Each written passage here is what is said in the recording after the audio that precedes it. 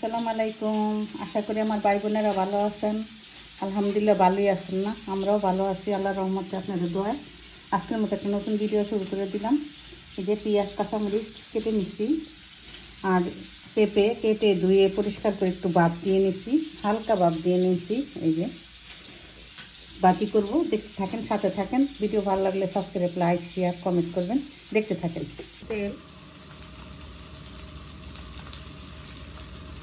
সামান্য পরিমাণ পাঁচফোড়ন দিয়ে দিলাম, রসুন সাথে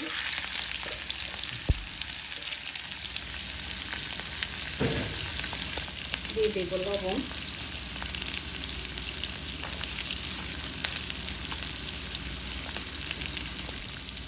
দিয়ে দেবো একটু হলুদ, আর কিছুই দিব না।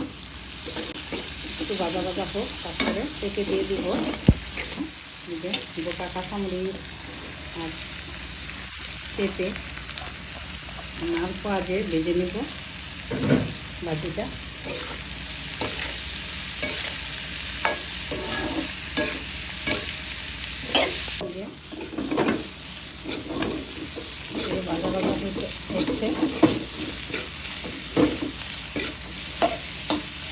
ভাজা ভাজা হচ্ছে, ভাজা ভাজা করলে ভালো লাগে।